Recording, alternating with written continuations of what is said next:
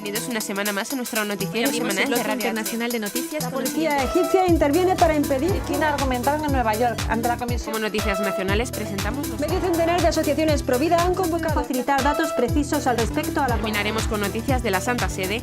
El Vaticano recoge firmas para defender a no nacidos. de la Conferencia Episcopal Italiana. Bienvenidos una vez más a nuestro noticiero semanal de Radio HM. Hoy les saludamos Isabel Jordán y María Fra. El pasado sábado, una multitud de más de 20.000 personas se congregaba en Oklahoma City para celebrar un momento histórico de la Iglesia Católica en Estados Unidos, la beatificación del padre Stanley Francis Ruther, al que los indígenas llamaban Padre Francisco. Es el primer estadounidense en ser declarado un mártir por la Iglesia Católica y su fiesta ha sido fijada el día de su muerte, 28 de julio de 1981. El martirio del padre Stanley vuelve a poner de manifiesto que la Iglesia no se doblega ante los poderosos, que no se vende y que no es de derechas ni de izquierdas, sino de Jesucristo. Este sacerdote había escrito en una carta a los católicos de Oklahoma: la realidad es que estamos en peligro, pero no sabemos cuándo o de qué manera el gobierno usará sus fuerzas para reprimir a la Iglesia. El padre Stanley tenía una disposición natural para compartir el trabajo con la gente, de compartir el pan y de celebrar la vida con ellos. Construyó una cooperativa de agricultores, un colegio, un hospital y la primera estación de radio católica, con la cual hacía llegar la catequesis a los lugares más remotos. Entre 1972 y 1975 se dedicaba a asistir a los enfermos y moribundos, proporcionando todo tipo de asistencia y trabajando con los catequistas. Presidía la misa diaria, celebraba muchos bautismos, matrimonios y a menudo confesaba.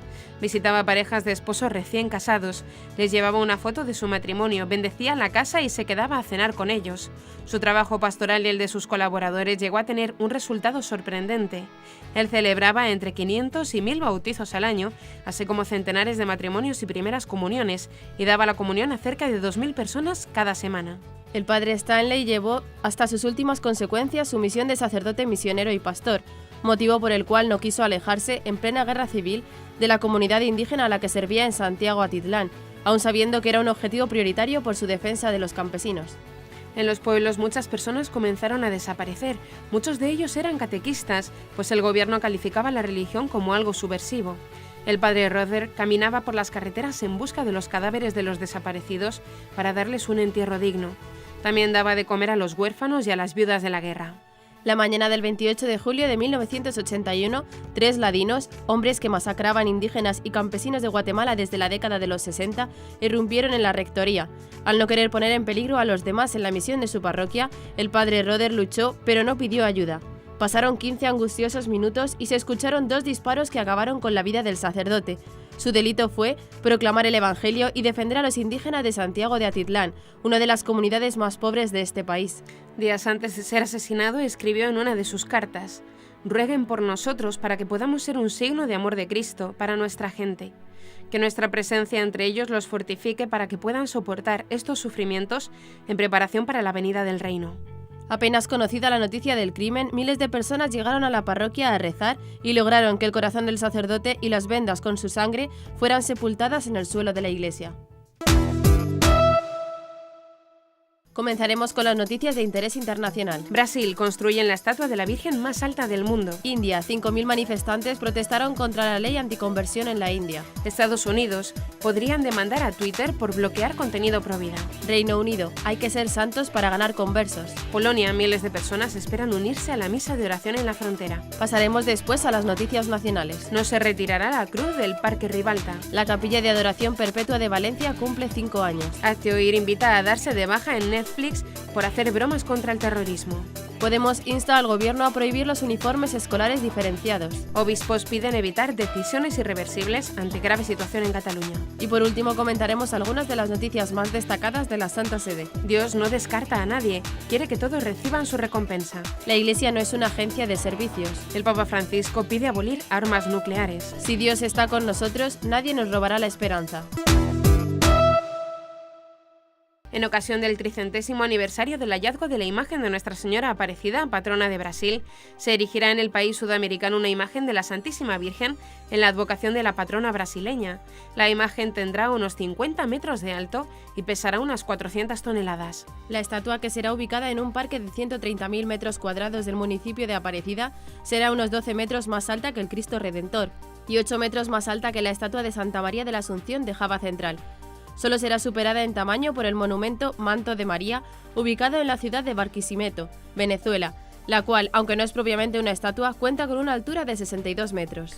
La estatua será construida en acero inoxidable y estará dividida en 20 partes para facilitar su traslado e instalación. Se estima que la imagen podría estar culminada en diciembre de este año y pasaría a ser una de las 9 maravillas del mundo moderno. Su escultor será el renombrado artista Gilmar Pinna, quien se confiesa muy devoto de la Virgen de Aparecida y ha expresado su intención de hacer algo grande como ella se lo merece. Debido a que el ayuntamiento no tenía un presupuesto previsto para la obra, el artista se ha ofrecido a hacer su trabajo gratis, con la ayuda de algunos amigos. En Ranchi, India, cerca de 5.000 fieles se reunieron para protestar contra la ley anticonversión que ha sido aprobada por la Asamblea Estatal de Jharkhand. Esta ley es un instrumento para coartar la libertad religiosa y prevé penas de hasta 3 años de prisión y el pago de una multa de 5.000 rupias, 600 euros, para quien sea hallado en flagrante delito intentando convertir a alguien por la fuerza o valiéndose de incentivos materiales.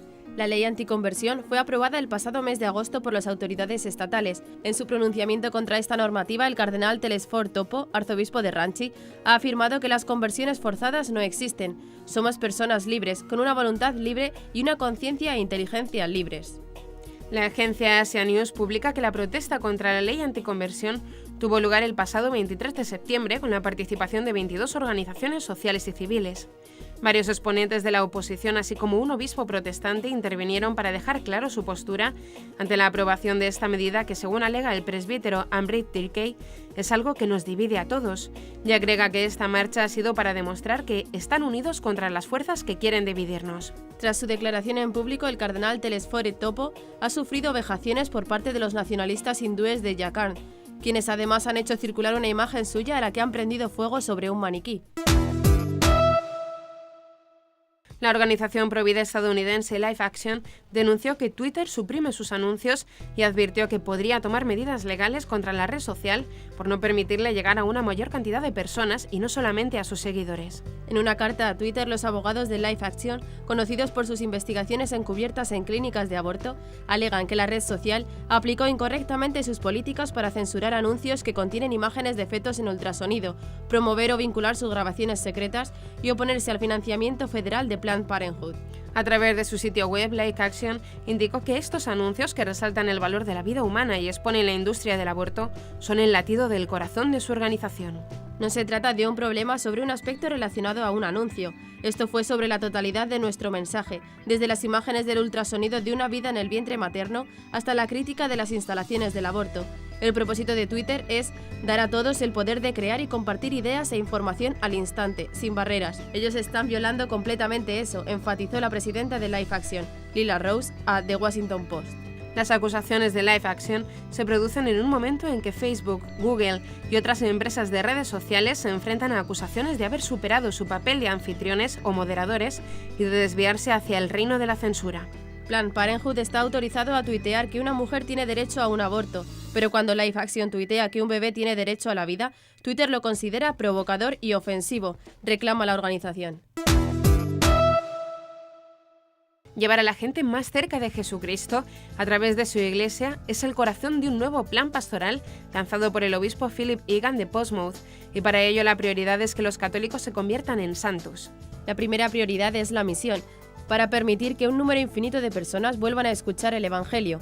El segundo es ayudar a todos los católicos, especialmente a los que aún no son católicos practicantes, a tener una relación personal más profunda con Jesucristo en la Sagrada Eucaristía, a ser discípulos más comprometidos y a discernir sus carismas para participar más activamente en la misión de la Iglesia. En tercer lugar, escribió: confiando completamente en Dios por medio de la oración, implorando al Espíritu Santo que inspire a nuestros sacerdotes y laicos con alegría permanente y mucha creatividad para así desarrollar y realizar nuevos e innovadores ministerios y formas de vida cristiana.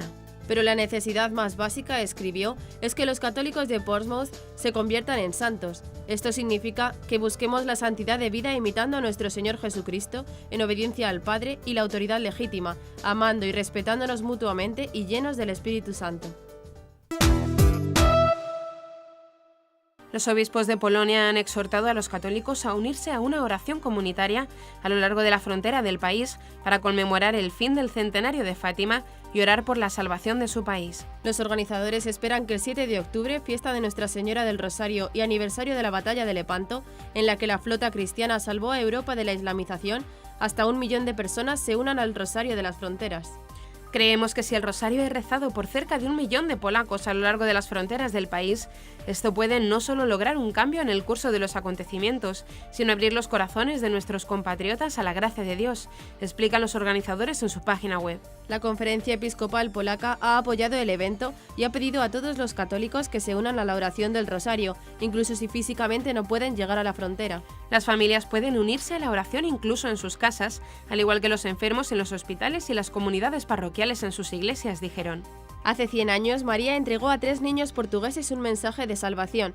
Arrepentíos, reparad los pecados contra mi inmaculado corazón y rezad el rosario, añadieron los obispos. Este rosario en las fronteras es una oportunidad especial para cumplir este llamado. Aunque el Ayuntamiento de Castellón había anunciado que a mediados de septiembre iban a retirar la cruz del Parque de Ribalta, alegando que se trata de un símbolo franquista, se ha dado marcha atrás alegando que no cuentan con un presupuesto para hacerlo. Así, mientras el portavoz en el consistorio, Rafael Simó, recalcó que la cruz del Parque Ribalta no se quitará en esta legislatura, la alcaldesa ha agregado que es necesaria una partida presupuestaria.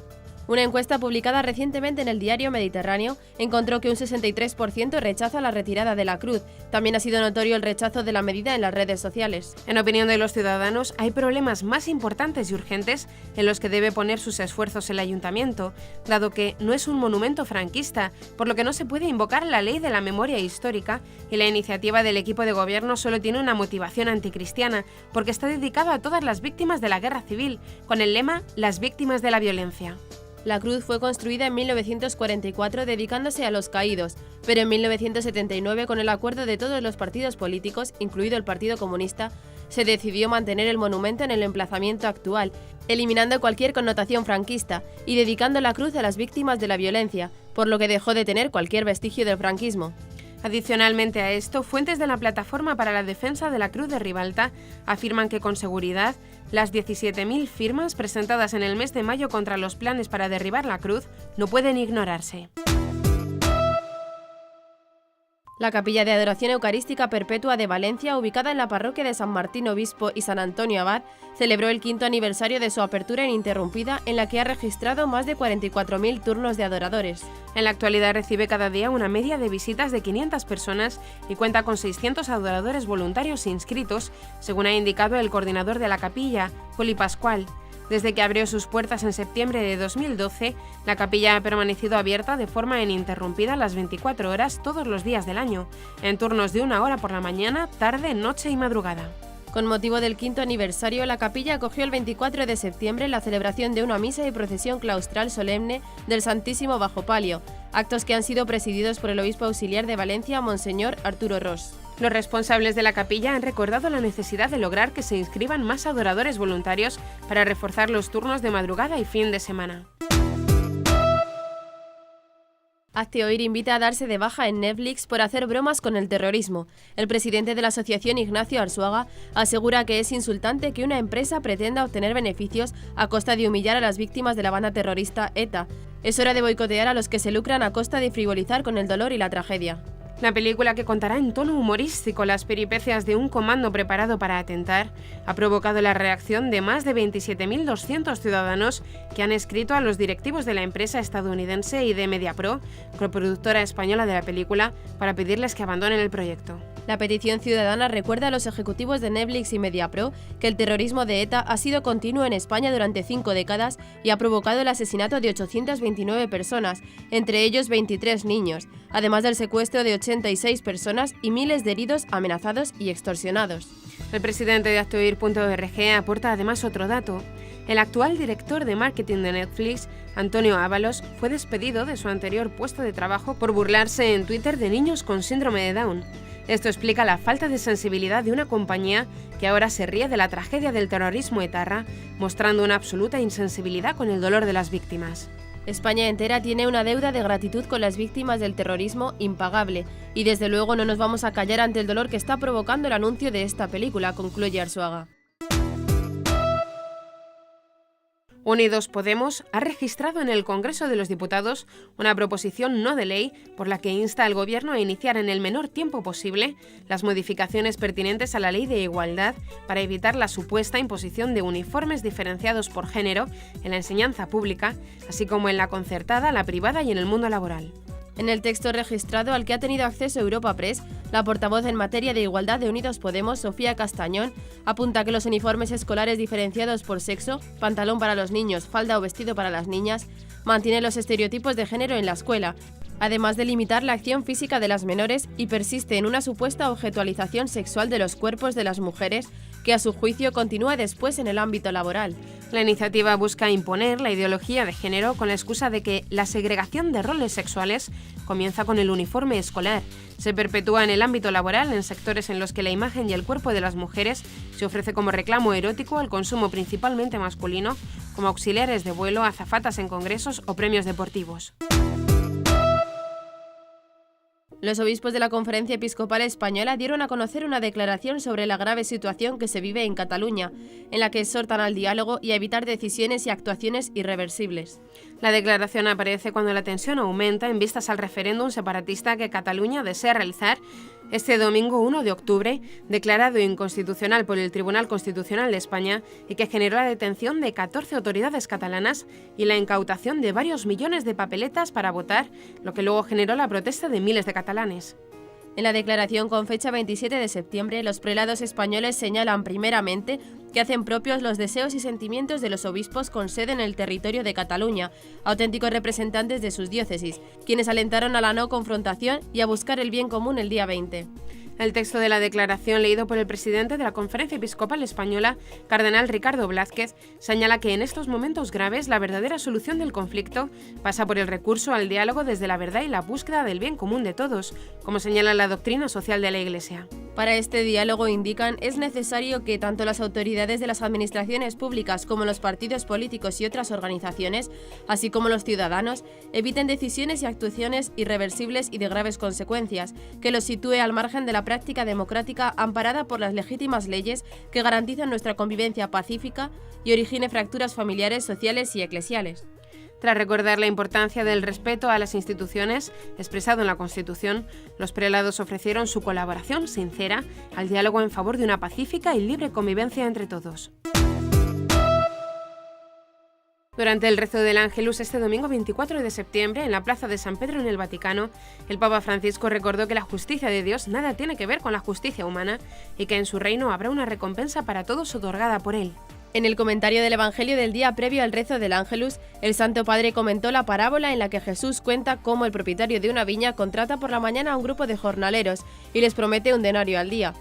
Posteriormente, encontrando al mediodía a otro grupo de jornaleros, también los contrató por el mismo salario, a pesar de trabajar media jornada. De esta manera, Jesús comunica dos aspectos del reino de Dios. El primero es que Dios quiere llamar a todos para trabajar en su reino. El segundo es que al final quiere dar a todos la misma recompensa, es decir, la salvación, la vida eterna. El mensaje de la parábola es el siguiente: en el reino de Dios no hay desocupados, todos están llamados a hacer su parte.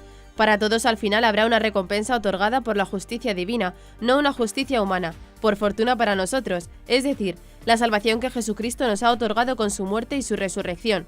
Una salvación que no es merecida, sino regalada por el mismo Jesús. El pontífice destacó que con esta parábola Jesús quiere abrir nuestros corazones a la lógica del amor del Padre, que es gratuito y generoso.